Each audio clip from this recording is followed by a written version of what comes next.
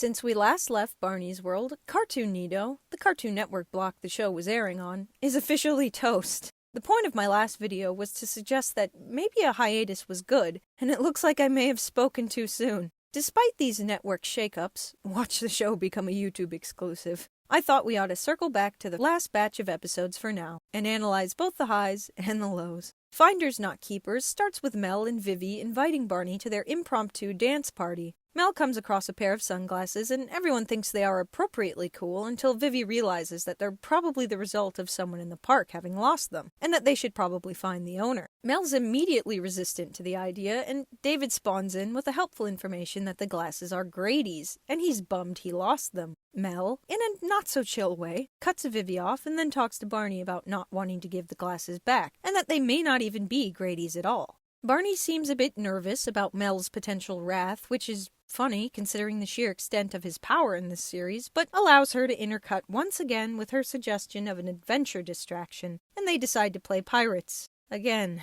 After finding a treasure map, the kids head for the shore. I like this kind of throwback, intentional or not, to the Treasure of Rainbow Beard, where everyone reads the map upside down before they realize it.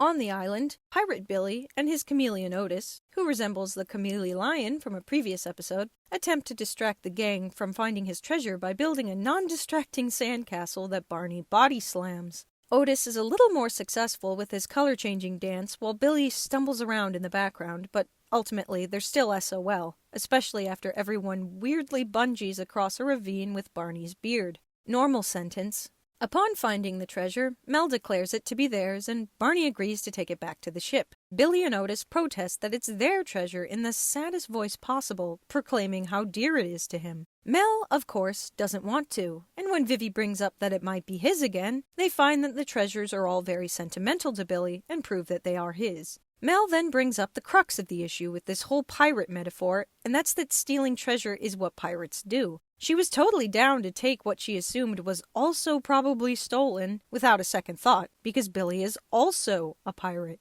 Obviously, they're not really pirates, but again, you kind of get lost between the lines of imagination, and they seem to play this game so often that they may as well be. It would have been a stronger message if Billy's treasure wasn't so personally dear to him, and Mel realized that ultimately, stealing is wrong no matter what it is, or what it might mean to someone. It's more of a matter of guilt that's driving her decision to give it back, not the admission of wrongdoing. And anyway, initially, making Billy's treasure be purely sentimental and him being sad about the loss doesn't really follow through properly to the real-life situation, because Mel already didn't really care all that much when David told her how sad Grady was to lose his glasses. Maybe they got some beef. Either way, Mel comes to her senses and gives them to Grady, who is more than grateful to get his glasses back.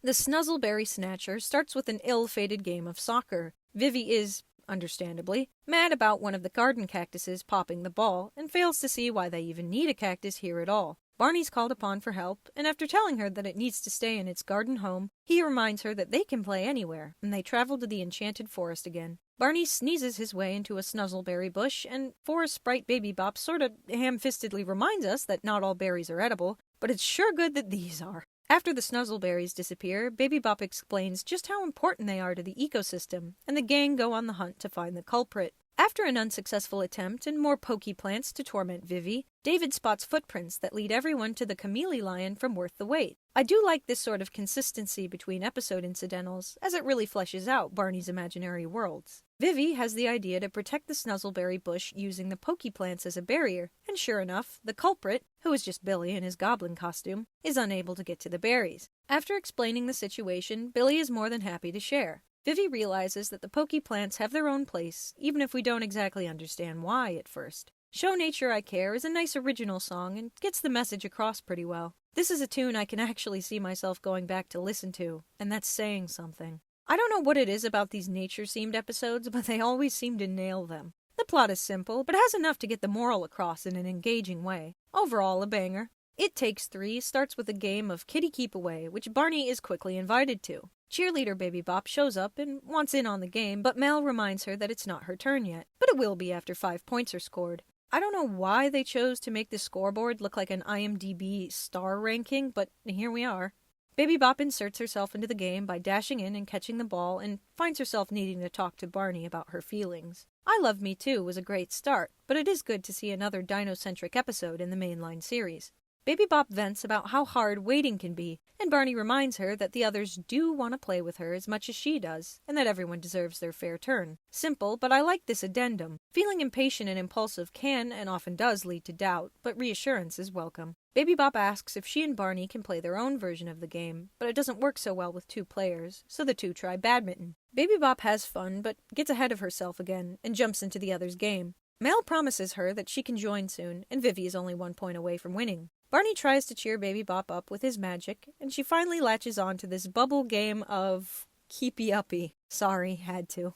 Regardless, I love these scenes with just Barney and Baby Bop. They're so wholesome and kind of remind me of their dynamic in the early days of Barney history. Vivi finishes her game and offers Baby Bop a turn as promised, but Baby Bop politely declines, and instead invites the others to join. Vivi even gives Baby Bop her cat ears, which she was wanting, and everyone enjoys the new game. When I read this episode description, I was a little wary on how they'd pull it off, but I think they did a good job. The rules are outlined well for Baby Bop, and all the promises made are actually kept. And even though she's having trouble waiting, the gang is understanding and patient with her. A win-win situation with some nice character moments. The Missing Valentine, they kind of dropped the ball releasing this in April, but alright, starts with Vivi making what else but valentines. After Vivi gives one to the pigeon, who seems to have reformed from his pretzel thieving days, Mel and David show up with their own cards in tow, and Vivi reminds us that today is her favorite day of the year before Barney pops in. Barney looks through Vivi's many cards and remarks that one is missing. Vivi's confused by this, and Barney offers to tell her who it is, but she'd rather guess. Barney turns this concept into a Guess My Riddles 3 mystery game and tells the others they'll find clues in 3 places the secret Valentine loves around the park. Baby Bop gives the kids further clues from within the play castle. I guess Barney told her telepathically that, yeah, we're doing this now. Predictably, the mystery friend shares all of Vivi's traits, so you kind of already know where this is going. As with any episode, we have to bring pirates into it, again. And Pirate Billy gives us even more obvious traits with a side of glitter glue. In the garden, Baby Bop and Billy give the last clue, in this case, a flower that Vivi wants to help grow. And this is one heck of a flower, because it turns into stickers for Vivi's Valentine. Vivi finally realizes that she's the mystery Valentine, but it doesn't really make sense seeing as she can't give herself a card. Barney assures her that she can, at least in the sense of giving herself the same love and care she shows to others. We get another I Love You music video, and that's about it. I think this episode is probably the definition of fine. It's predictable, sure, but that's alright for the target demographic. There's no frustrating plot nonsense on display here, but there's not really anything that stands out either. I Love Me Too is a much better self-love Valentine's Day special, so I'm not sure why we got this one, but at the very least it's solid. Too Far, mildly concerning title there, starts with a game of red light green light that they waste no time in inviting Barney to. Baby Bop tags along as well, but Mel, also known as Zoomy, can't stop winning. Barney decides to put them up to a new game, and we're back to the castle. Sir Billy gives them the quest of finding a fearsome beast, which they are told is very fast. Baby Bop harps on the Zoomy Zoom thing again from the previous game, and David reminds her that they aren't still playing, but she rebuffs this. Barney turns himself into the beast in question, which is kind of giving death to Smoochie, but okay. Baby Bop reminds us once more that the Zoom Zoom, formerly known as Mel, can chase down the beast's trail, and despite looking visibly uncomfortable, Mel has enough nerve to tell Baby Bop that it's supposed to be a team effort.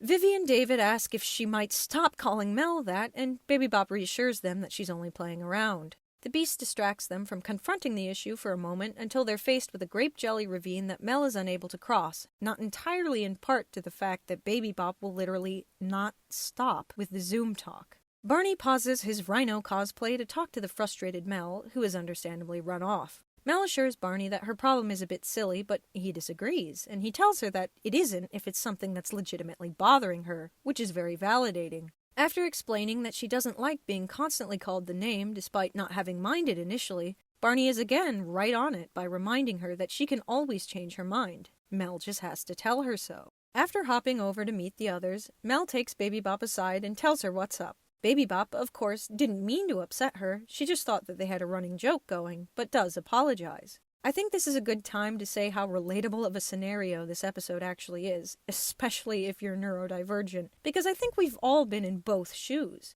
It can be incredibly hard to speak up when something's bothering you, especially when it feels so innocuous. On the other hand, sometimes we take a joke or a funny name too far without ever meaning to, just to try and make the other person laugh or to feel closer to them. Barney's response is really ideal because Mel's told right away that she's allowed to be bothered by what she calls, and what others might too, really silly, and that it's okay to withdraw your being okay with something, but you have to tell the other person. Say how I feel works a heck of a lot better here than it does in drawing attention, and that's always good. I still have war flashbacks from that episode. Using her words, Mel is able to convince Barney Beast to follow her back to Sir Billy. Barney zaps them back to the park, and the red light green light begins again. With the exception of the first, all of these episodes were honestly pretty solid. You've got obviously stronger contenders, but overall it's been one of the better batches. Though the network situation is uncertain, I do hope the next episodes, whenever they actually drop, manage to be even better than the last. And as always, if you're looking to learn more, don't hesitate to check out my friends at Barney Wiki and Barney History fans. Thanks for watching.